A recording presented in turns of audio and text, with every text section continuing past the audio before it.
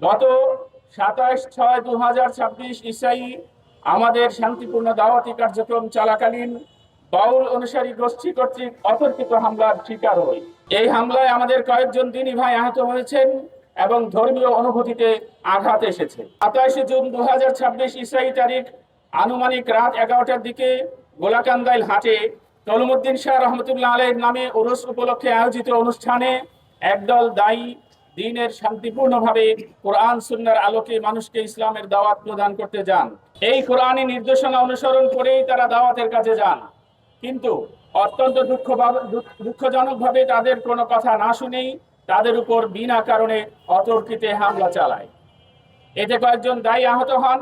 আমরা এই ঘটনার নিরপেক্ষ তদন্ত এবং প্রকৃত দোষীদের আইনের আওতায় এনে দৃষ্টান্তমূলক শাস্তির দাবি জানাই। শুধু শারীরিক আক্রমণ নয়, এটি ছিল একটি সুপরিকল্পিত উস্কানিমূলক পদক্ষেপ, যার উদ্দেশ্য হলো সাম্প্রদায়িক সম্প্রীতি নষ্ট করা, শান্তিপূর্ণ ধর্ম প্রচার কাজকে বাধাগ্রস্ত করা, ইসলাম প্রচারকে জঙ্গি ট্যাগ লাগানো এবং সাধারণ মানুষের মধ্যে ভীতির সঞ্চার করা।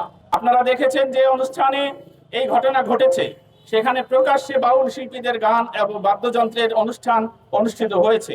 ইসলামের দৃষ্টিতে মুসলিমদের ধর্মীয় অনুষ্ঠানে এ ধরনের আয়োজন শরীয়ত সম্মত নয়। বাউল দর্শন সম্পর্কে কোরআন সুন্নাহ মতে আমাদের বক্তব্য, জাতির বিবেক প্রিয় সাংবাদিক বৃন্দ, আমাদের বক্তব্য কোনো ব্যক্তি বা জনগোষ্ঠীর বিরুদ্ধে নয়, বরং এমন কিছু বিশ্বাস ও চর্চার বিরুদ্ধে যা ইসলামের মৌলিক আকীদা ও শরীয়তের সঙ্গে সাংঘর্ষিক।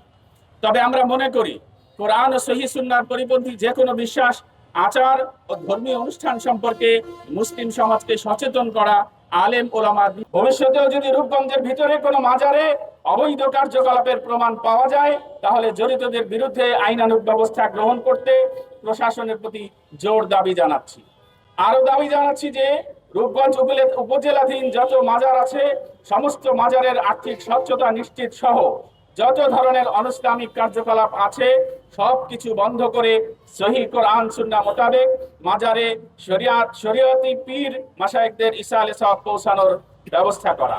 আপনারা যে কোনো অনুষ্ঠানের আয়োজন করবেন তা যেন কোরআন সুন্নাহ মোতাবেক এবং দেশের প্রচলিত আইন, জনশৃঙ্খলা এবং পারস্পরিক শান্তি সম্প্রীতির প্রতি সম্মান রেখে পরিচালিত করা হয়।